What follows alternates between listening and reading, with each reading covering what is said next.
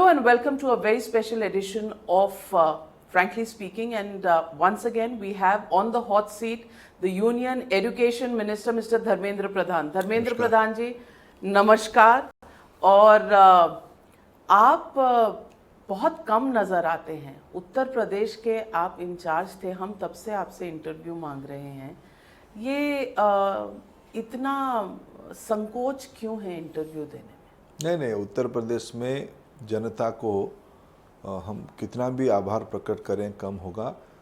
माननीय प्रधानमंत्री नरेंद्र मोदी जी की नेतृत्व को 2014, 2017, 2019 फिर 2022 उसके साथ वहाँ की लोकप्रिय मुख्यमंत्री योगी आदित्यनाथ जी को भी वहाँ की जनता ने आशीर्वाद किया। चुनाव की चेहरे वो दोनों थे।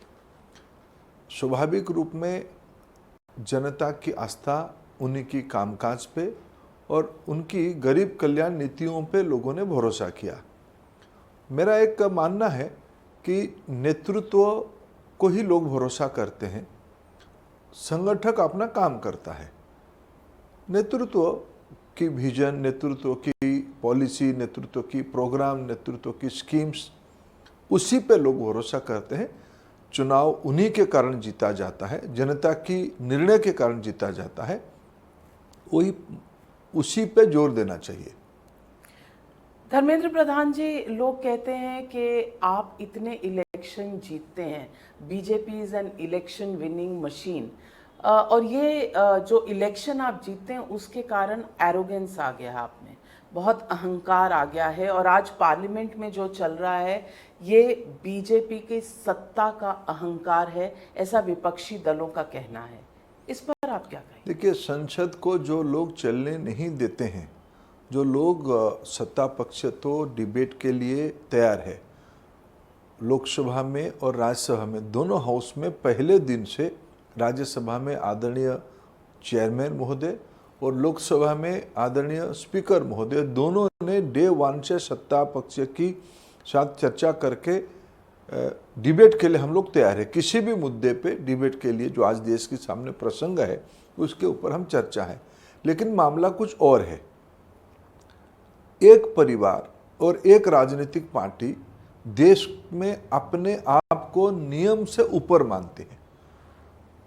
एक फ्यूडल माइंडसेट के लोग होने के कारण तो कानून से खुद को ऊपर मानते हैं, इसीलिए जानबूझ के देश की कानून व्यवस्था को ना हम नहीं मानेंगे, इसी की सीरीज में संसद को भी नहीं चलने देंगे। ये उनकी एक राजनीतिक व्यवस्था है, राजनीतिक मजबूरी है। उसमें भारतीय जनता पार्टी सभी समय में कोऑपरेटिव है। हमारी जिम्मेवारी, सत्ता पक्ष की जिम्मेवारी होती है सदन को चलाने में। सदन चलता किस मुद्दे पे? तर्क के ऊपर, वाद विवाद के ऊपर, प्रसंग के ऊपर। हम तो सारा विषय में ओपन माइंड पे हम तैयार हैं। आप चर्चा क्यों नहीं करना चाहते हो? चर्चा से क्यों भागना चाहते हो? और आप, देश की जनता सारा विषय को देखती है और आप उसको कुछ ना कुछ बहाना करके कहोगे, ये आपकी विवेक है, आपकी समीक्षा है। जनता इसको समीक्षा भी कर रही है। लेकिन विपक्ष का कहना है कि महंगाई का मुद्दा सबसे अहम मुद्दा है, महंगाई हो या बेरोजगारी हो।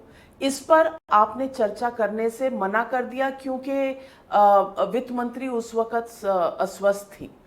लोगों का ये भी तो सवाल है कि आपके पूरे व्यवस्था में, आपकी पूरी कैबिनेट में कोई और मंत्री नहीं है जो इस पर जवाब दे सकता है। अगर ये इतना बड़ा मुद्दा है, अटक गए आप, अड़ गए अपनी जगह पर आप, और विपक्ष को दोष देना कहां तक सही? नहीं, ये तो सारे फैक्ट है। मैं जो कह रहा हूं आपके सामने फैक्ट है। हम सारे विषयों के ऊपर विवाद और वितर्क के लिए प्रस्तुत है।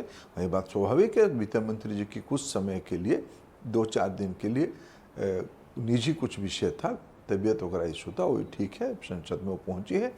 हम सारे प्रकार की तर्क के लिए, डिबेट के लिए हम ओपन है, हम तैयार हैं। लेकिन अपने हिसाब से जब आप चाहेंगे तब। आप किसी के मानवीय विषय को अगर आप ऐसे ही दिखोगे तो उसमें मेरा पास कोई उत्तर नहीं है।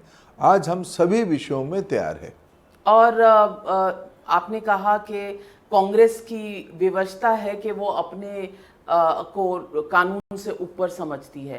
तो कल जो प्रहार हुआ, कांग्रेस पार्टी कहती है कि आपने प्रहार किया है सोनिया गांधी जी पर और आपकी पार्टी ने उन्हें इंटिमिडेट करने की कोशिश की, बदतमीजी की। ये तमाम आरोप लगे हैं आपकी पार्टी देखिए, पर। कल जो हुआ संसद के अंदर ऑन रिकॉर्ड है, और परसों भी जो हुआ था, राष्ट्र किसी व्यक्ति की, कांग्रेस पार्टी की प्रेसिडेंट को कानून व्यवस्था के अंदर कोर्ट की आदेश से, ये बात मैं फिर दोहराऊंगा, कोर्ट की आदेश से जो लोग बेल में थे उनको देश की व्यवस्था के अनुसार उनको इंक्वायरी में जाना था, इंटरोगेशन होना था, चल ही रहा है कई दिनों से। और देश उसके ऊपर कैसे हिंसा होती है देश के अंदर, इंड्यूस्ड एजिटेशन कैसे किया जाता है वो भी देख रहा है।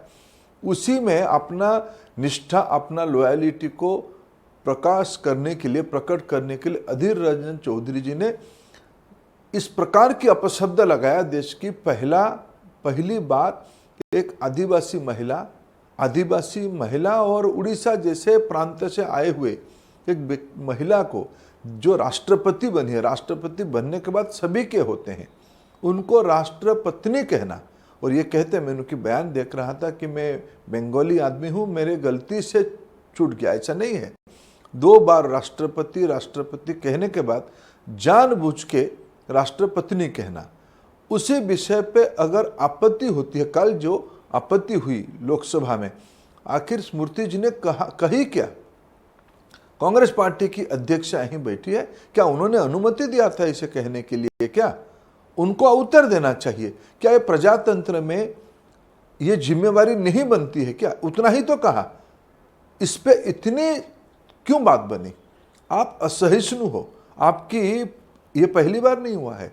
कांग्रेस पार्टी के एक प्रवक्ता ने पहले भी कहा था, द्रौपदी कौन है, ये तो रबर स्टाम्प है। विपक्ष की प्रत्याशी ने कहा, ये तो रबर स्टाम्प है। क्या देश की आदिवासी समाज रबर स्टाम्प है? उनकी चुप्पी को आप ऐसे ही अवज्ञा करोगे, ऐसे ही माखौल उड़ाओगे, ऐसे ही नीचा दिखोगे? मूल विषय यही है, आपको गरीबों की एम्पावरमेंट, गरीबों की खुशी आपको देखी नहीं जाती है। इसीलिए आपने कल परसों आपने घिनौना शब्द लगाया। कितना भी कोठर शब्द में आपको निंदा किया जाए वो कम होती है। और कल उसको किस एरोगेंस से आप हमें अहंकारी कहते हो? कल लोकसभा के बाहर कांग्रेस पार्टी की अध्यक्षा ने माफी मांग दिया है। ये कोई दया है क्या? देश की राष्ट्रपति पद में बैठी हुई गरीब आदिवासी महिला आपकी दया की पात्र है? आपको हजम नहीं हो रहा है। सामान्य घर के व्यक्ति आज राष्ट्रपति कैसे बनेंगे, प्रधानमंत्री कैसे बनेंगे और प्रमुख भूमिका में कैसे निभाएंगे? ये जागीर तो हमारी है, पीढ़ी दर पीढ़ी हम ही चलाएंगे, हमारे खानदान के, हम नियम के ऊपर है, हम सारे इंक्वायरी के ऊपर है, कोर्ट के ऊपर है। ये जो आपकी एक तानाशाह का माइंडसेट है, संविधान को तोड़ के इमरजेंसी लगाने वाले कौन थे? आप ही थे। मीडिया की आजादी को गला घोटने वाला कौन थे? आप ही थे। और आप आज देश को, जब आप कटघरे में, जो हमारी भारत की लोक कथा में एक बात है, जैसे करनी ऐसे भुगतोगे भी, जैसे करोगे ऐसे ही भुगतोगे। आज देश की व्यवस्था आपको ये सारे चीजों में जब प्रश्न चिन्ह में रखता है, आपको दिक्कत होती है। क्यों? आप मानते हो देश हमारी घर की चीज है, हम ऊपर है देश की। यही एक मूल सैद्धांतिक असहमति हो रही है। धर्मेंद्र प्रधान जी, आपने जैसे कहा जैसी करनी वैसी भरनी, तो अब ईडी का ही किस्सा देख लीजिए। देश के सारे विपक्षी दलों और उनके नेताओं पर आपने इन्वेस्टिगेशन खोल रखी है। आपने यानी आपकी सरकार ने, कोर्ट ने, आपकी सरकार, कोर्ट ने। देखो बंगाल में अभी देखो, आप और हम दोनों पूर्व भारत से जुड़े हुए हैं, आप ज्यादा जानते हो, आप उसी राज्य में भी काम भी किए हो, बचपन आपकी उस राज्य में भी। कभी आपने सुना था कि मंत्री की मित्रों के घरों में 1, 2, 3, 4 रोज एक एक जादू की पिटोरा जैसे घर की पता मिलती है, और किसी भी घर में 15-20 करोड़ से कम नहीं मिलता है। अभी तक तो 50 करोड़ की नकदी मिली है, सोना मिला है। घर कोई कहता है कि 15 घर है। कल बहुत मजबूरन वहां उनको मंत्रिमंडल से बर्खास्त करना पड़ा। वो केस हुआ कैसे? वहाँ की नौजवान, मैं 2 दिन पहले बंगाल था, वहाँ की नौजवान कोर्ट पे गए, योग्य प्रार्थी जो शिक्षक की टेट की परीक्षा दिए, परीक्षा की मेरिट लिस्ट को अपने मन से बदला गया, उसी के ऊपर वो कोर्ट गए, नौजवान कोर्ट गए, कोर्ट ने कहा इस पे इंक्वायरी होनी चाहिए, ये व्यवस्था रद्द होनी चाहिए। कोर्ट डायरेक्टेड इंक्वायरी के कारण आज ये सारे कारनामे आ रहे। हम कहाँ आते हैं? एक एक केस को भी उठा के देखो देश में, और ये लोग तो गए थे। अभी जो नेशनल हेराल्ड की केस में बात चल रही है, कहाँ कौन? आप संपत्ति लिए, आज़ादी के उपरांत पंडित जवाहरलाल नेहरू जी की समय से आपने संपत्ति लिए अखबार चलाने के लिए और पब्लिकेशन हाउस बनाने के लिए आपने लिया। आपने किया क्या उसको? आपने उस आपकी पार्टी की संपत्ति को पार्टी से पैसा लेके अपने निजी नाम पे बनाया। ये हमने तो नहीं गया था कोर्ट में। कोर्ट में कोई पीआईएल हुआ, पीआईएल से बात आई और कोर्ट में आप बेल में हो, प्राइमा फेसी आपके ऊपर आपत्ति सिद्ध हुआ है, आपके पास प्रमाण नहीं है, आप पहले कहे कि मोतीलाल वोरा जी ने ही कर दिया। ये सारा विषय तो पब्लिक डोमेन में है ना। कोर्ट डायरेक्टेड इंक्वायरी के ऊपर ईडी और सीबीआई या ऐसे संस्था काम करते हैं, ये इसी केसों में पता चलता है। आप भी गए थे कोर्ट के पास कि भाई इसके अधिकार को सीमित करें, कोर्ट ने भी उसके ऊपर कह दिया है।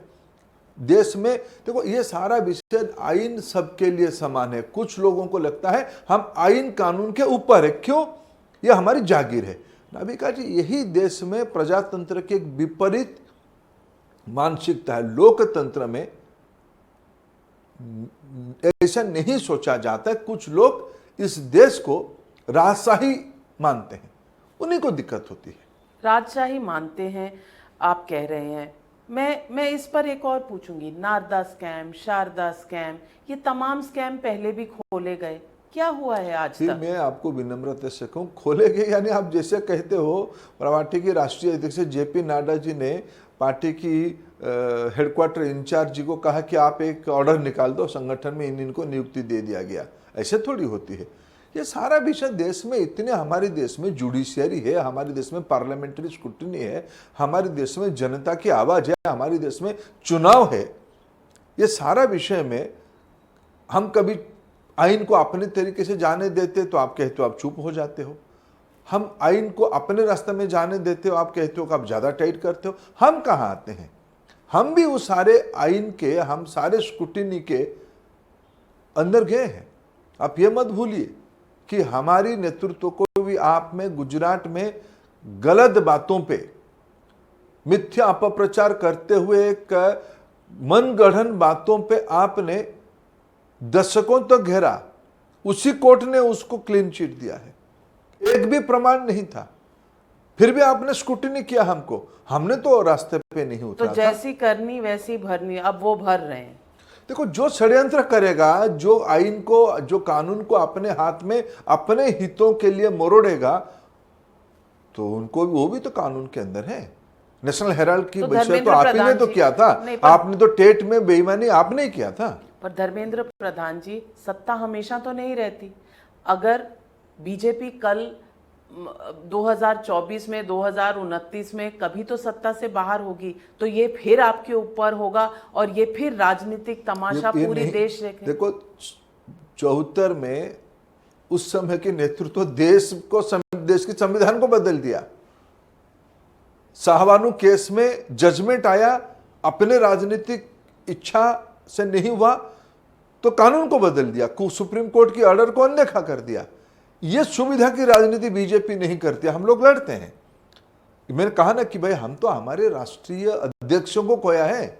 श्यामा प्रसाद मुखर्जी देश की एकता के लिए बलिदान दे दिए।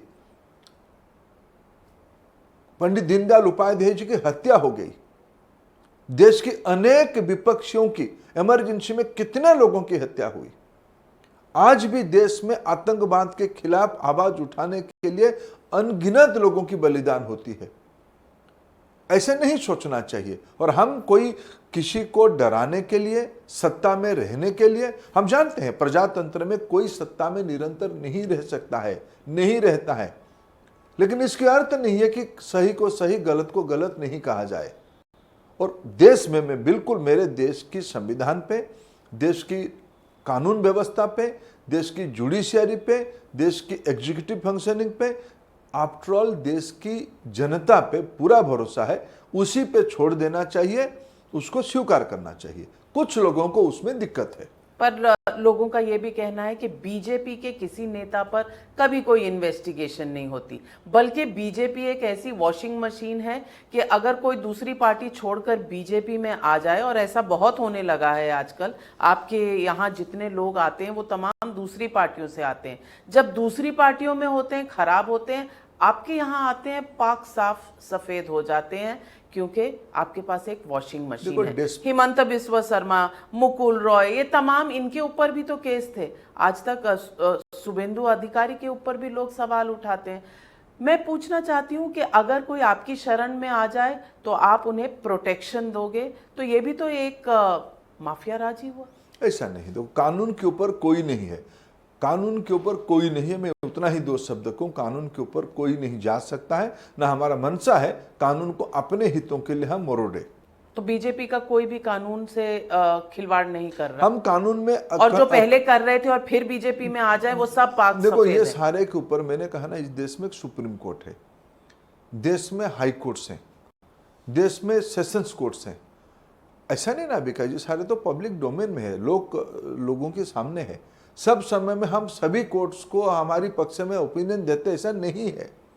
हम जूझते हैं, हमसे कभी गलती होता है तो उसको हम कानूनी प्रक्रिया से जूझते हैं और हमको दंड को हम स्वीकार करते हैं, ऐसा नहीं है। पर आप सरकारें गिराते हैं, आप कभी महाराष्ट्र की सरकार गिराते हैं, आप कभी झारखंड में ज़्यादा एक्टिव हो जाते हैं, वहाँ की आपकी टारगेट है, यही विपक्ष का कहना है कि अब आपका टारगेट है झारखंड की सरकार गिराना। फिर लोग ये भी कहते हैं कि आप बंगाल की सरकार, जो पॉपुलरली इलेक्टेड सरकार है, उसको भी गिराना चाहते हैं। तो कहीं ना कहीं ये मंशा इन इन्वेस्टिगेशंस के थ्रू तो नहीं निकल। देखिए, आप महाराष्ट्र के नाम लिया, महाराष्ट्र में किसने किसकी मैंडेट को चोरी किया था? क्या 2020 में 2020 में ही चुनाव हुआ, 19 में चुनाव हुआ, क्या शरद पवार जी को मैंडेट मिला था?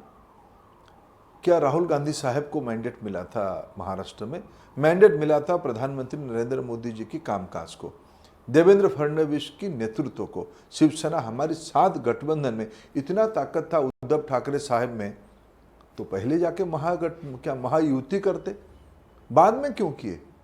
मैंडेट तो हमारा था, मेरे मैंडेट को चोरी किया गया था। शिवसेना को समझ में आ गई, शिवसेना को समझ में आ गई, इसीलिए शिंदे साहब ने शिवसेना की ज्यादा कार्यकर्ताओं को लेकर फिर लौट आए, यूटी में लौट आए, हमारी एनडीए में लौट आए, फिर हमारी सरकार बन गई। मैंडेट तो मेरा चोरी हुआ था, और हमारा कोई मंशा नहीं किसी की इलेक्टेड गवर्नमेंट को डिस्टर्ब करना।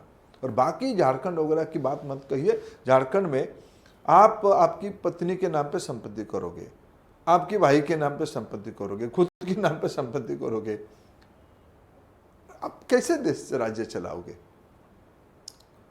कॉन्फ्लिक्ट ऑफ इंटरेस्ट कुछ है कि नहीं है? कानून कुछ है कि नहीं है? चुनाव आयोग को हम मैनेज करते हैं क्या? कोर्ट को हम मैनेज करते हैं क्या? प्रजातंत्र में लोग तो आपत्ति उठाएंगे ना, आप गलत करोगे तो लोग उठाएंगे आपत्ति। तो ये सब कुछ ऑर्गेनिक लोगों की उठाए हुए मुद्दे हैं, बीजेपी बस कार्य। हमने क्या झारखंड में क्या मुख्यमंत्री जी की भाई के नाम पे तो पट्टा क्या रघुवर दास जी के समय में दे दिया गया था, तो उन्होंने दिया। तो झारखंड के सामान्य लोग, आम जनता बेवकूफ थोड़ी ना है, आपत्ति नहीं उठाएगा क्या? पर आपने सबके साथ फ्रंट खोला हुआ है। दिल्ली में अरविंद केजरीवाल, एक्साइज पॉलिसी, अरविंद केजरीवाल जी तो बाहर आके ये भी कहते हैं कि अब हमारे डेप्यूटी सीएम मनीष सिसोदिया को अरेस्ट किया जाएगा। क्यों ऐसा उनके मन में आती है? एक्साइज पॉलिसी में आपने दिन दहाड़े गलत काम किया है। अभी अभी देखो, दिल्ली की व्यवस्था एक खोखला व्यवस्था है। अभी अभी मैं शिक्षा विभाग की काम देखता हूँ, दिल्ली वाले कहते हैं कि हमारी शिक्षा बहुत बढ़िया चल रहा है। अभी अभी सीबीएसई की रिजल्ट आई है। दिल्ली में 3 प्रकार के स्कूल्स हैं। दिल्ली सरकार से चलने वाले स्कूल्स हैं, दिल्ली में प्राइवेट इनिशिएटिव से चलने वाले प्राइवेट स्कूल्स हैं, दिल्ली में केंद्रीय सरकार की सेंट्रल स्कूल जैसे संस्था भी है। तीनों के रिजल्ट को आप उठा के देखिए। जब से ये लोग जिम्मेवारी में आए, प्रति वर्ष इनकी सीबीएसई की 10वीं और 12वीं की सरकारी स्कूलों की रिजल्ट खराब होते जा रहा है। ऐसे क्यों हो रहा है? आपको सरकार नहीं चलानी है, आपको स्लोगन देना है, आपको विज्ञापन देना है, आपको झूठ बोलना है। एक्साइज पॉलिसी में आपने गड़बड़ी नहीं किया तो डर क्यों हो रही है आपको? कई सारे इंक्वायरी होते हैं, कई सारे पब्लिक लिटिगेशन होते हैं, इंक्वायरी में अगर पाक साफ हो तो निकल ही जाओगे। डर किस बात की हो रही है आपको? और आपने पंजाब में सरकार बनाया, आपकी स्वास्थ्य मंत्री को आपकी मिली भगत था, आप सारे लोगों को कहा था कोटा इतना देना पड़ेगा। बात कैसे निकल गई? आप उनको आप ही ने तो आपकी पार्टी के नेता थे ना, कैसे आपकी सिस्टम क्या था कि 15 दिन के अंदर आपको पता चल गया? पहले पता नहीं था। व्यक्तित्व होता है। जब चोरी पकड़ में आती है, जब आपकी नाकामी पकड़ में आती है, आप दूसरे को कहते हो और उसी को आप ग्लोरीफाई करते हो। ये तो अलग राजनीतिक कल्चर के लोग हैं। गलती भी करो और उस गलती पे आप ढोल भी बजाओ, देखो देखो हमने कैसे ठीक कर दिया, हमने ठीक कर दिया। भाई आप ही के मंत्री, आप ही की नई चुनी हुई सरकार, पंजाब की जनता आप ही ने भरोसा किया, इसलिए आपको आपके मुख्यमंत्री जी अपने सीट को कैसे बचा पर पाए? वो अपने model school system, model education system को अब गुजरात लेके जा रहे हैं, इसीलिए आपकी नज़र मनीष सिसोदिया पर है, क्योंकि वो इस एजुकेशन सिस्टम को चला रहे हैं और आप डर गए हैं, ऐसा आम आदमी पार्टी का कहना है। नाभिका जी, आप जानते हो दिल्ली में स्कूल्स में जो बच्चे थोड़ा कमजोर होते हैं उनको एक अलग पंक्ति में दिल्ली की सरकारी स्कूलों में बिठाया जाता है। जिन बच्चों को ज़्यादा केयर करनी चाहिए, जिनकी ज़्यादा चिंता होनी चाहिए, दिल्ली की शिक्षा व्यवस्था उन बच्चों को तिरस्कार करती है। छोटे क्लास में, क्लास 6, 7, 8, 9, इन दोनों उनका एक असेसमेंट करके जो बच्चा कमज़ोर है उसी को बाहर बिठाते हैं, बजाय ही उनको ज़्यादा महत्व दे उनको और नीचा करते हैं, उनकी मनोबल गिराते हैं, उनकी मोरल्स घटाते हैं। ये दिल्ली की शिक्षा व्यवस्था है। आपको रुचि है व्हाइट वॉशिंग करने में, आपको रुचि है मटेरियल परचेज करने में, आपको रुचि है विज्ञापन देने में। सीबीएसई में आपके रिजल्ट में खराब प्रतिवर्ष क्यों होते जा रहा है? एक आधा साल कहीं हो गया, हम समझ में आता है, हर एक साल क्यों खराब होती है? आपकी लर्निंग आउटकम की जब असेसमेंट होती है, आपके इतने चिंताजनक रिजल्ट क्यों आते हैं? किस शिक्षा व्यवस्था की आप बात कहते हो? दिल्ली में अभी आप भी अखबार ने पढ़ा होगा, दिल्ली यूनिवर्सिटी में 12 कॉलेज की पैसा 92 में से दिल्ली सरकार देती है। महीनों तक पैसा नहीं देते, वहां तनख्वाह नहीं दिया जा सकता है। दिल्ली सरकार अपने हायर एजुकेशन की दायित्व नहीं ले पाती है। किस प्रकार की शिक्षा व्यवस्था के एक प्रचार सर्वस्व झूठे लोगों की सरकार है। मैं पूछना चाहती हूँ, आज नेशनल एजुकेशन पॉलिसी का भी सेकेंड एनिवर्सरी है। एजुकेशन पॉलिसी आपने बनाई, उसके ऑब्जेक्टिव्स थे, सराहनीय थे ऑब्जेक्टिव्स, लेकिन अगर आज भी आप देखें तो बदला क्या है देश की एजुकेशन पॉलिसी में? अगर आप 12th की बात कर रहे हैं तो मैंने खुद देखा है कि कुछ ऐसे स्टेट्स हैं, साउथ के स्टेट्स हैं, जहां स्टेट बोर्ड्स 100% सबको दे देते हैं और वो लोग तमाम दिल्ली के स्कूलों में या कॉलेजेस में या बम्बई के कॉलेजेस में जब जाते हैं तो उनको एडमिशन मिल जाता है, लेकिन सीबीएसई के बच्चों को एडमिशन नहीं मिलता क्योंकि उनकी मार्किंग अलग है। हमारे देश में स्टैंडर्डाइजेशन पर कोई काम क्यों नहीं होता? एजुकेशन पॉलिसी, देश की स्कूली शिक्षा में 25 करोड़ बच्चे पढ़ते हैं, उनमें से पूरा अगर देश की मैं 10th और 12th ये दो स्टैंडर्ड में बच्चों की नंबर गिनती करूँ तो करोड़ों में आता है। देश की चित्त मानस, देश की स्टैंडर्ड्स एक नहीं है। हम दिल्ली में बैठ के देश एक है, सारे प्रकार की बोर्ड एक हो जाए, ये नहीं हो सकता है।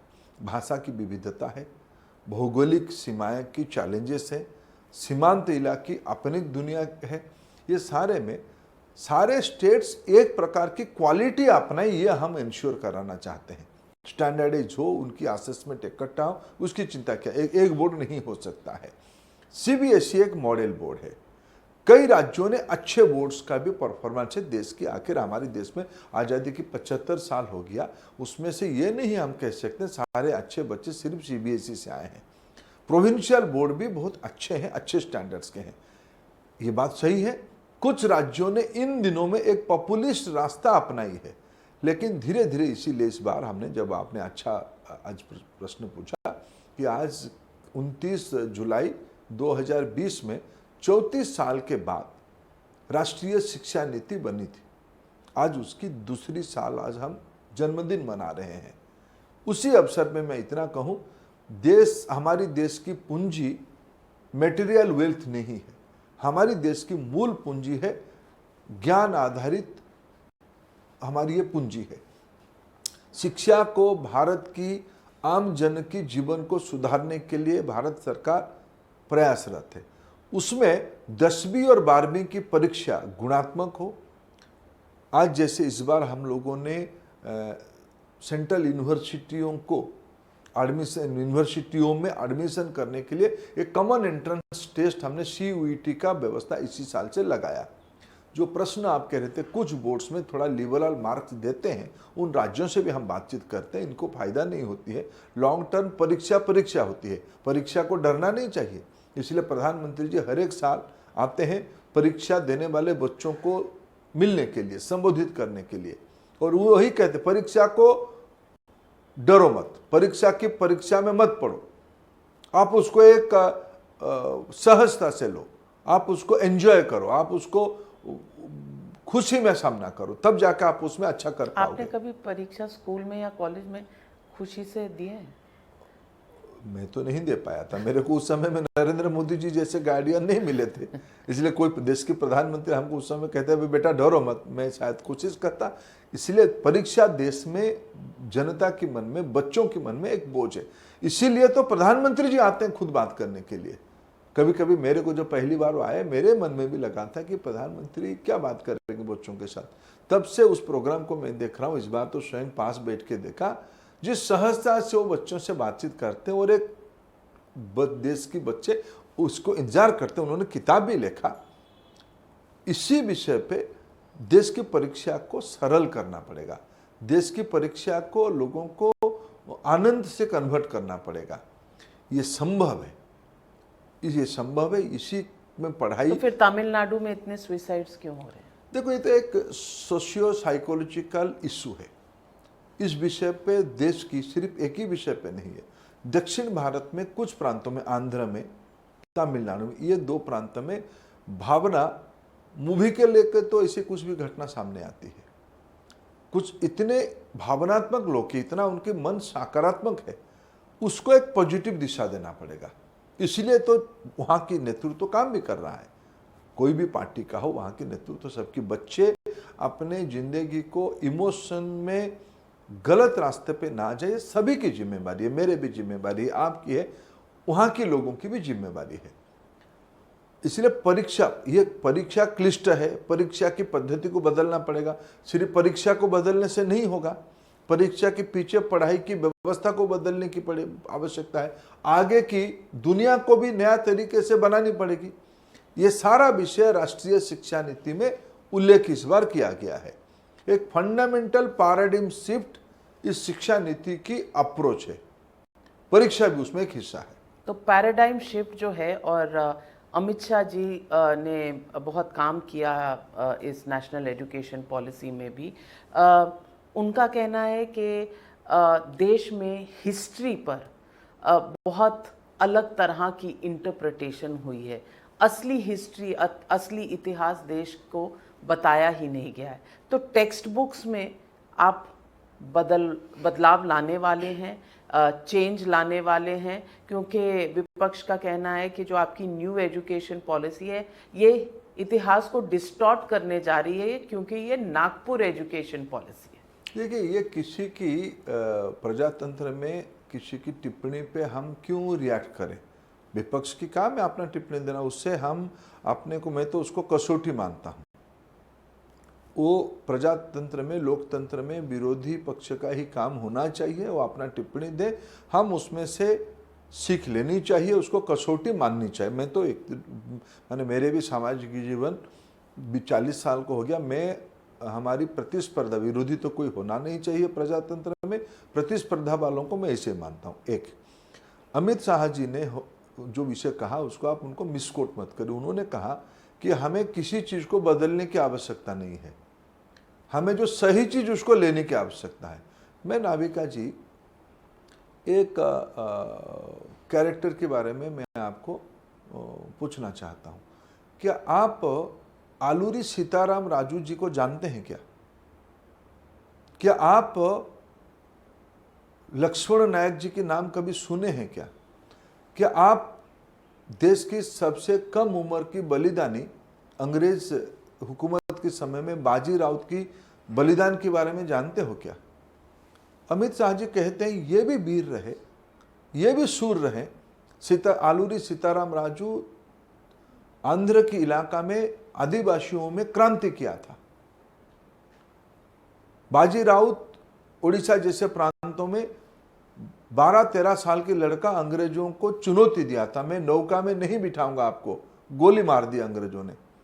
इतिहास में सर बच्चों की, पात्रों की स्थान नहीं है। आजादी के अमृत महोत्सव पे माननीय प्रधानमंत्री जी ने कहा इसे सारे अनजान हीरो को, अनकहे कथा को हमको लाना है। हमारी अप्रोच इतिहास के बारे में यही है, जो है वो सो है, लेकिन जो नहीं है, जिनको जानबूझ के, हमारी मानना है ऐसे सारे वीरों के बारे में देश को जानने की हक है। इसी काम पे हम लगे हैं। राष्ट्रीय शिक्षा नीति केवल इतिहास को डील नहीं करता है। मैं जब पैराडिम शिफ्ट कहता हूं, दुनिया भारत की ओर बड़े आशा के नयन से दिखता है। विशेष करके इमर्जिंग इकोनॉमी, विशेष करके डेवलपिंग इकोनॉमी भारत को अपना ज्ञान की केंद्र मान चुका है। इसीलिए भारत की नौजवानों को ग्लोबल सिटीजन में कन्वर्ट करने के लिए, जिसके कारण भारत की आवश्यकता, भारत की समस्या के साथ साथ दुनिया की आवश्यकता और समस्या को पूरा करने का ज्ञान भारत के बच्चों में हो, यही हमारी राष्ट्रीय शिक्षा नीति की एक मूल आह्वान है, मूल रिस्पॉन्सिबिलिटी है। टेक्नोलॉजी, इंटरनेट, इनोवेशन, इसीलिए हमने कहा कि हमने आने वाले दिनों में सिर्फ जॉब सीकर नहीं, जॉब क्रिएटर बनाना है। इनोवेशन, एंटरप्रेन्योरशिप हमारी शिक्षा की प्रेरणा का विषय होनी चाहिए। उस दिशा में हमको ले जाना है, ना केवल इतिहास में चीज़ों को सीमित रखना, ऐसा नहीं। इस राष्ट्रीय शिक्षा नीति ने कहा भारत की भाषाओं को महत्व दिया जाएगा। प्रधानमंत्री जी ने कहा भारत की सभी भाषा राष्ट्रीय भाषा है, तब जाके भारत की ग्रोथ होगी। जिनको अंग्रेजी सीखना है उनमें कोई आपत्ति नहीं है, वो सीखे। जिनको वैश्विक व्यवसाय में जाना है, इंटरनेशनल ट्रांजैक्शंस करना है, उनको इंग्लिश सीखना ही पड़ेगा। लेकिन जापान और जर्मन में जो मूल साइंटिफिक इनोवेशन हुई है, उनको कोई जरूर नहीं हो अंग्रेजी सीखेंगे। जो बच्चा जिस भाषा को सुनता है जन्म के उपरांत, जिस भाषा में वो पहला शब्द बोलता है, अगर उस भाषा में वो पढ़ता है और लिखता है, तब उसकी टोटल ग्रोथ होती है, उसकी सृजनशीलता की, उसकी क्रिएटिविटी की ऑप्टिमम आउटपुट निकलता है। यह राष्ट्रीय शिक्षा नीति के अंश है। इसीलिए हमने कहा कि हमारी तमिल भाषा भी राष्ट्रीय भाषा है, पंजाबी भाषा भी राष्ट्रीय भाषा है, बंगाली भाषा भी राष्ट्रीय भाषा है, उड़िया भी है, मराठी भी है, गुजराती भी है, हिंदी भी है, उर्दू भी है। ये सारे भाषा हमारे राष्ट्रीय भाषा है। लंबे समय तक इसको एक अंतर्विरोध की विषय बनाया गया था। राष्ट्रीय शिक्षा नीति ने इसी को कहा जाता है पैराडाइम शिफ्ट, इसी को बदलने का अप्रोच राष्ट्रीय शिक्षा नीति में कहा गया है।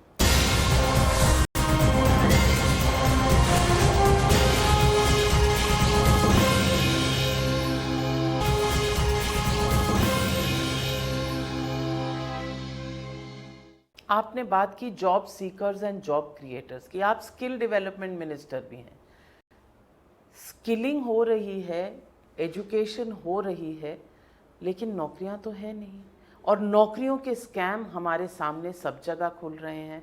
अगर आप अग्निवीर की बात करते हैं तो देश में डेमोन्स्ट्रेशंस होते हैं। आप बिहार में प्रॉब्लम है नौकरियों की, बंगाल में आप देख रहे हैं टीचर्स किस तरह से लिए जा रहे हैं। और ये एजुकेशन और टीचर्स की भर्ती का जो स्कैम है वो सिर्फ बंगाल तक सीमित नहीं है, तमाम देश के कई राज्यों में ये है। और लोग नौकरियां ढूंढ रहे हैं, नौकरियां हैं नहीं उनके पास। मैं आपसे पूछना चाहती हूं कि स्किल होते हुए भी नौकरी नहीं है तो स्किल डेवलपमेंट पे जो एम्फोसिस था उसका क्या हो? देखिए, जब हम लोग औद्योगिक क्रांति इंडस्ट्रियल रिवोल्यूशन 4.0 में चल रहे हैं, उस समय में दुनिया में स्किल्स केवल नौजवानों की विषय नहीं रहा है।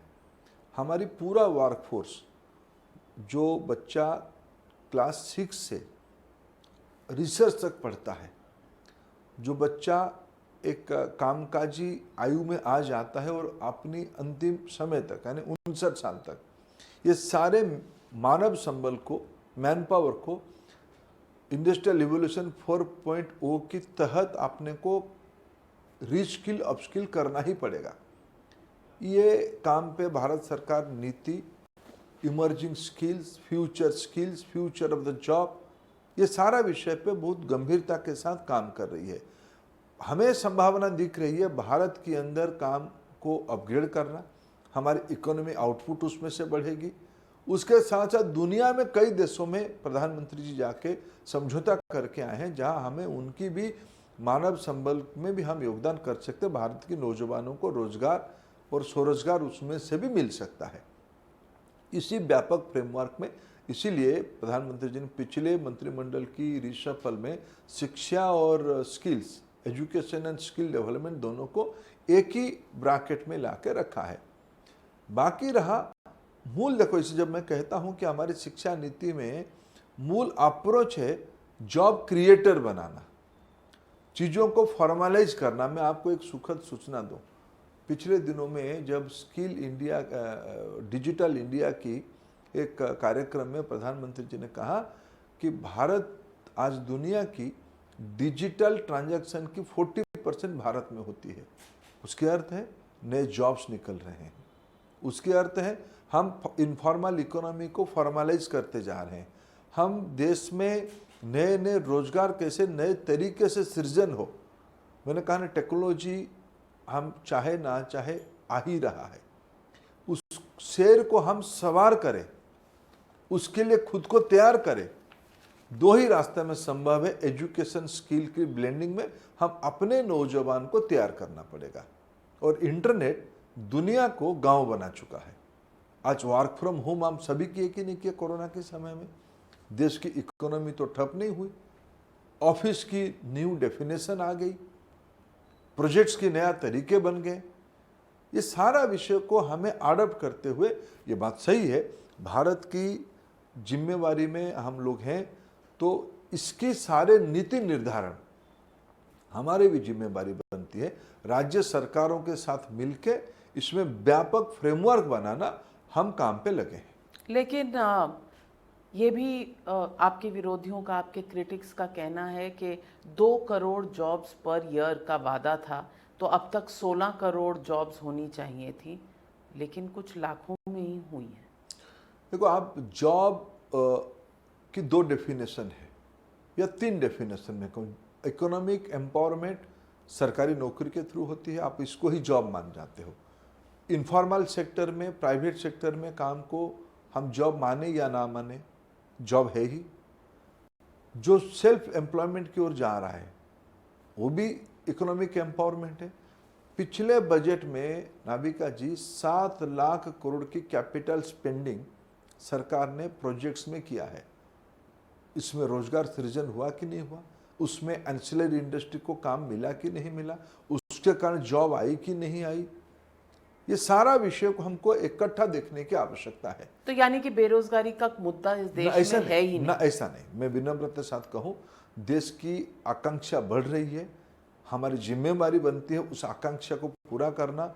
मैं एकदम सारा व्यवस्थित हो चुका है, अभी समस्या समाप्त हो गया ऐसे कहने वाला व्यक्ति हूँ नहीं, लेकिन हमारी नीयत, हमारी पहल, हमारी कार्य क्रियान्वयन की कैपेसिटी को आप समीक्षा करिए।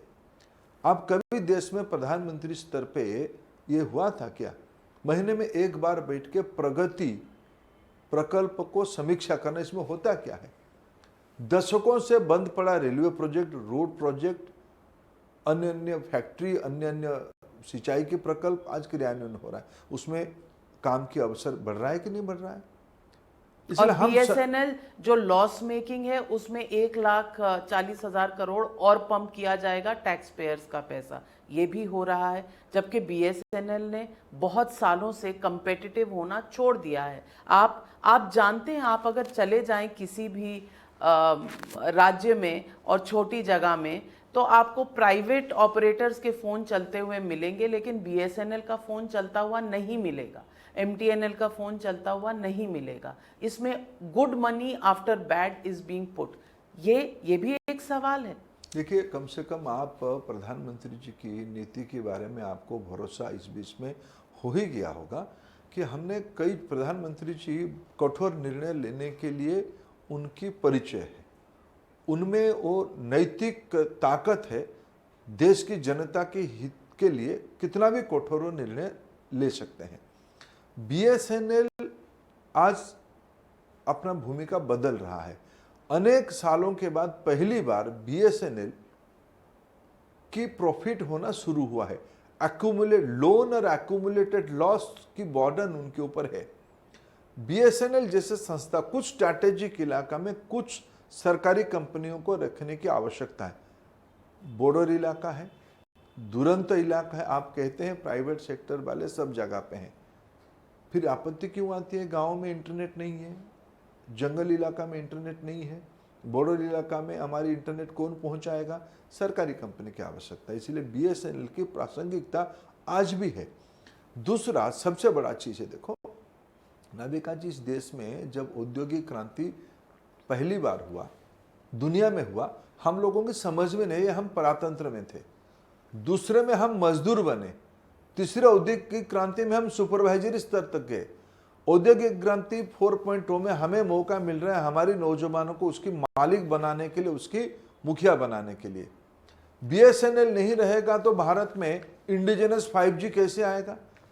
आज हमारी डिपार्टमेंट ऑफ टेलीकम्युनिकेशन और हमारी भारत की सारे बड़े आईआईटीज मिलके इंडिजिनस 5G की इनोवेशन कर दिए हैं। बीएसएनएल है तो उसकी हम टेस्ट करेंगे, सफलता के साथ करेंगे, हमारी देश मैन्युफैक्चरिंग हब बनेगा, हम दुनिया के गरीब देशों को टेक्नोलॉजी प्रोवाइडर होंगे, तभी तो हम देश में बड़ा महाशक्ति तभी तो हो पाएंगे। इसलिए हमने इस बार की जो बजट में कैबिनेट में निर्णय किया 2 दिन पहले, ये देश के हितों के लिए है, देश के फ्यूचर के लिए है, देश की सुरक्षा के लिए है। और बीएसएनएल पटरी पे आ चुका है, गाड़ी चल रही है। इसीलिए तो आपके क्रिटिक्स ये भी कहते हैं कि हर वो चीज़ जो आप किसी और तरीके से नहीं एक्सप्लेन कर पाते या जस्टिफाई कर पाते, उसको यहाँ नेशनल सिक्योरिटी या नेशनल प्राइड बना देते हैं। जैसे हर घर तिरंगा पर भी लोगों के ऑब्जेक्शंस हैं कि सब लोग पेट्रियाटिक हैं और ये 75वीं आज़ादी सिर्फ आपकी नहीं है, हम सब की है।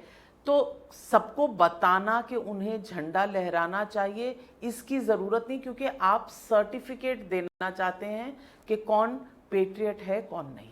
देखो, दुर्भाग्य से देश की कुछ जगह पे, कुछ विधानसभाओं में जब वंदे मातरम गान हुआ, ये देश में ये भी बात आ चुकी है, एक आधा जनप्रतिनिधि खड़े भी नहीं होते हैं। ये भी स्थिति पहुंच चुके हैं नाभिका जी। देखो, हमने कभी नहीं कहा कि, हम तो कहीं नहीं कहा कि बीजेपी की ओर से इसको हम अपील कर रहे हैं। देश के प्रधानमंत्री जी ने अपील किया है। क्या सब घर में झंडा लगते हैं? नहीं लगते हैं। आज हम कोशिश कर आजादी की 75 साल जब हो रहे, हर एक घर में झंडा लग जाए, वातावरण बने। आज कोई सामाजिक उत्सव होता है, 3-4 दिन 5 दिन पहले उसकी माहौल बनती है। हम जब बच्चे थे, मेरे को याद है, हम 26 जनवरी और 15 अगस्त के दिन भोर 5 बजे उठ के प्रभात फेरी करते थे। आज हो रहा है क्या? उतना ही तो प्रधानमंत्री जी ने कहा, प्रभात फेरी करो, 2-3 दिन पहले से करो, उसको उत्सव मनाओ। कौन सी गलत बात कह दिया? आज विडंबना यही है, ऐसे सारा विषय को देश के प्रधानमंत्री नहीं कहेंगे तो और कौन कहेंगे? राष्ट्रपति जी अपने विषय पे नहीं कहेंगे तो कौन कहेंगे? और मेरे को तो यही सी में हैरानी है, क्या इसको प्रधानमंत्री जी अपने एजेंडा में कहें, उसको हमको राजनीति क्यों दिखती है? देश के प्रधानमंत्री है, लोगों के द्वारा प्रजातंत्र में तरीके से डेमोक्रेटिक प्रैक्टिस से चुन के आने वाला नेतृत्व है, यही देश के संविधान में लिखा है। मेरे को हैरानी इसी विषय में, क्यों किसकी आपत्ति उसमें हो रही है? इसको क्यों विवाद आप बनाना चाहते हो? क्योंकि उमर अब्दुल्ला कहते हैं कि चलिए हर घर तिरंगा में कोई दिक्कत नहीं है, लेकिन तिरंगा वहां लहराइए जो एरिया है जहां अब तक चीन बैठा हुआ है गलवान की तरफ। उनको क्या जवाब देंगे? शायद वो खबर दबर रखते नहीं है। गलवान घाटी में भारत की सीमा में तिरंगा बड़े आराम से फहर रहा है। टेरिटरीज और भी जगह हैं, पर वहां देखिए, आप निश्चित रहिए, भारत की संकल्पना है, हम तो पाक ऑक्युपाइड कश्मीर जो भारत की अभिन्न अंग है, वहां भी तिरंगा फहराएंगे। कब? आप इंतजार करिए, निश्चित रूप में इस देश की इच्छा शक्ति है। 2024 से पहले के बाद इस देश के, देखो, ये कोई समय से इसको मत जोड़िए। देश की सामूहिक संकल्प को होना ही होना है। ये सब देश की सामूहिक संकल्प है, दल मत निर्विशेष से संकल्प है, भारत की आवाम की निर्णय है, ये होना ही होना है। लेकिन आप विपक्ष को तो साथ लेकर चल नहीं रहे। 23 विपक्षी दलों के सांसद बाहर बैठे हैं धरना पे 50 घंटों के लिए। बेचारे बाहर बैठे हुए हैं, अंदर आपकी कांग्रेस से ठनी हुई है। मुद्दा कोई और है नहीं पार्लियामेंट में। आप अपने देश को तो जोड़ नहीं पा रहे हैं, आप बाकी पाकिस्तान ऑक्यूपाइड कश्मीर कैसे जोड़ेंगे? ये भी सवाल आपसे पूछा जा सकता है। मैं उड़िया में एक शब्द कहूँ, जब देश में हम लोग भाषा में, मैं अगर धीरे धीरे कहूँगा तो लोग समझ जाएंगे। मैं उड़िया में एक प्रोवर्ब कहता हूँ, चेई सोई थी वो जिए ताकू उठे वो किए। जो जानबूझ के सोया होगा उसको कोई नहीं उठा सकता है। तो विपक्ष यहाँ जानबूझकर सोया। देखो, विपक्ष मत कहिए, विपक्ष की बाकी मित्र भी हमको मिलते हैं। विपक्ष में एक दो पार्टियों के मन में पीड़ा है, आज ऐसे क्यों हो रहा है। हमने देखिए, अभी राष्ट्रपति जी का चुनाव हुआ, पार्टी की ओर से देश की वरिष्ठ नेता, देश की रक्षा मंत्री बात की सभी पार्टियों से। उन्होंने कहा कि पहले माननीय राजनाथ जी ने कहा कि चलो मिलके एक प्रत्याशी करते हैं। उन्होंने हम अपना कर दिए, हम अपना प्रत्याशी कर दिए। फिर प्रत्याशी नंबर 1, 2, 3 राजी नहीं हुए तो चौथा नंबर प्रत्याशी को उन्होंने घोषणा कर दी।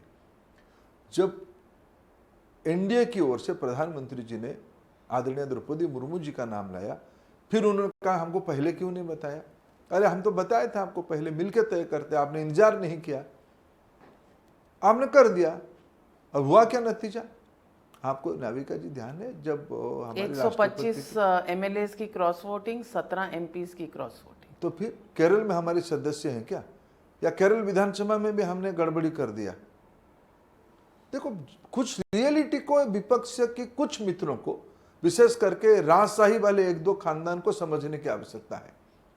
पर वो देश बदल आप चुका उनको है। शहजादा बुलाते हो तो आप कहते हो कि सही है, वो आपको राजा बुलाते हैं तो आपको बुरा राजा लगता कौन है? आप तो कुछ दिन पहले कहते, आपकी सभा में कहते थे। अरे मौत की सौदागर वाला उपमा लोगों ने भूला है क्या? गटर की किड्डा हरिप्रसाद जी का लोगों ने भूला है क्या? उसकी स्तर है चाय बेचने के लिए, उसकी टिप्पणी लोगों ने भूला है क्या? ये कौन है द्रौपदी, किसकी द्रौपदी टिप्पणी भूला है क्या? राष्ट्रपत्नी की टिप्पणी बहुत पुरानी है क्या? किस मानसिकता के लोग हो आप? किस मानसिकता के लोग हो आप? सामंतशाही हो, आप फ्यूडल हो, आप देश की गरीबों को मखौल उड़ाने वाले लोग हो। आप क्या कहोगे? आपकी पीड़ा हम समझ सकते हैं, लेकिन देश की जनता ने तो तय किया। पर यह भी तो कहा जा सकता है कि आप सिंबोलिज्म में विश्वास रखते हैं, आप सिंबल दिखा रहे हैं। आपको कौन मना किया था? आपके हाथ में पीढ़ी दर पीढ़ी आपके पास नेतृत्व रहा। आप अगर सिंबोलिज्म की आपत्ति आप हमें करते हो तो आपने क्या किया था? अटल जी को मौका मिला, एपीजे अब्दुल कलाम राष्ट्रपति की प्रत्याशी बने और हुए। प्रधानमंत्री नरेंद्र मोदी जी को मौका मिला, परम आदरणीय रामनाथ कोविंद जी राष्ट्रपति जी के प्रत्याशी हुए। अभी फिर दोबारा मौका मिला, गरीब आदिवासी की बेटी द्रौपदी मुर्मू जी राष्ट्रपति बनी। यही हमारी आपत्ति है। आपको इतना गरीबों से क्यों बैर है, क्यों आदिवासियों में बैर है? आप उनको उनके एम्पावरमेंट में आप कहते हो कि ये सिंबलिज्म है। क्या क्या मैसेज देना चाहते हो? ये देश ने आपको भी यहां पहुंचाया, आपको भी कभी जिताया, और मेरे प्रधानमंत्री जी ने पार्लियामेंट में भी उसको स्वीकार किया है। अब तक जिन्होंने भी दायित्व लिया और सबने सरकार देश के लिए अच्छा किया है। हमने तो नहीं कहा कि आपने कुछ चीजों को सिंबलिज्म में किया, आपने किया कुछ चीजों को सिंबलिज्म। गरीबी हटाओ की नारा आपने सिंबलिज्म में दिया था, कोई नहीं गरीबी हटा। हमारी नीति आई तो हमने सबके लिए योजना बनाई। जिन जिन वर्गों के मन में आप आज भी डर पैदा कराते हो, जब उनको हम सरकार के लाभ पहुंचाते, चावल पहुंचाते, बिजली पहुंचाते, घर देते हैं, या गैस चूल्हा पहुंचाते, या बैंक खाते में पैसा पहुंचाते माताओं के नाम पे, हमने कोई जाति, धर्म, भौगोलिक इलाका नहीं दिखा। भारतीय जनता पार्टी को वोट देने वाले राज्य को सिर्फ पैसा भेजेंगे ऐसा नहीं देखा। क्या बात आप करते हो? मैं अगर आपको बात कहानी इन लोगों की कहूं, क्यों आज ये लोग इतने हंसिए पे खड़े हैं? मनमोहन सिंह जी देश के प्रधानमंत्री होते थे और आसाम को प्रतिनिधित्व करते थे। गुजरात में तब माननीय नरेंद्र मोदी जी मुख्यमंत्री की भूमिका में थे। वहां के लोगों ने उनको बार बार जिताया। तेल उत्पादित होती है देश में आसाम और गुजरात में। गुजरात और आसाम की न्यायोचित ऑयल रॉयल्टी को गुजरात को नहीं देना था, उन्होंने बंद कर दिया। गलत तरीके से उनको बंद कर दिया। मोदी जी ने कोर्ट पे गया, गुजरात कोर्ट पे गया, हाई कोर्ट, सुप्रीम कोर्ट में जाके जीत के उनको मिला। आपको सुन के हैरान होगा नाभिका जी, आसाम की लगभग 12-15 हजार करोड़ रुपया उन्होंने नहीं दिया। गुजरात को नहीं देना था, आसाम को भी नहीं दिया, और आसाम इनको 3 बार निरंतर जिताया। मनमोहन सिंह जी आसाम की प्रतिनिधित्व करते थे। प्रधानमंत्री जी की चुने हुए राज्य में भी आसाम के अधिकार के पैसा को इन्होंने नहीं दिया था। ये लोग पापी लोग हैं। क्या कहेंगे ये लोग? देश के साथ इन्होंने जैसे खिलवाड़ किया है, जैसे मजाक उड़ाया, देश की संपत्ति, देश की अधिकार, देश के गरीबों के अधिकार कि इन्होंने जैसे माखौल उड़ाया। इनके क्या नैतिक अधिकार है कुछ विषय पे कहने के लिए? राजनीतिक हित ही उनकी सर्वोपरि है। राजनीतिक हित से एक परिवार की सुरक्षा, परिवार की हित इनकी सर्वोपरि है। ये जब लोकतंत्र में, लोकशाही में ज्यादा नहीं चलता है। हमें भी मालूम है, हम कोई निरंतर, कोई एक विचार, कोई एक समूह निरंतर नहीं जीत। देश की जनता जब तक चाहेगी तब तक हम लोग हैं। लेकिन यह पाप हमने नहीं कभी किया है, हमने सबकी चिंता की है। तेवर कड़े हैं, मिजाज गर्म है, पार्लियामेंट अभी चल रहा है। मुझे तो कोई उम्मीद की किरण नहीं नजर आ रही कि जनता के मुद्दे वहां आएंगे। आपको आ रही है? बिल्कुल आ रही है, बिल्कुल आ रही है। हम जनता के लिए ही यहाँ आए हैं। हमने कई प्रकार की प्रक्रिया, हम पार्लियामेंट में उत्तर स्थापित कर रहे हैं, हमने पार्लियामेंट में बिल पास कर रहे हैं। जो विषय देश के हित में होनी चाहिए, ज्वलंत मुद्दे पे चर्चा होनी चाहिए, हम तैयार है। विपक्ष चर्चा के लिए राजी नहीं है, हो हल्ला करने के लिए उनको आनंद है। देखते हैं आगे के दिनों में क्या होता है। लेकिन आज हमसे बात करने के लिए और दिल खोल के फ्रैंकली बात करने के लिए आपका बहुत बहुत धन्यवाद। Thank you very much for joining me on frankly speaking. नमस्कार।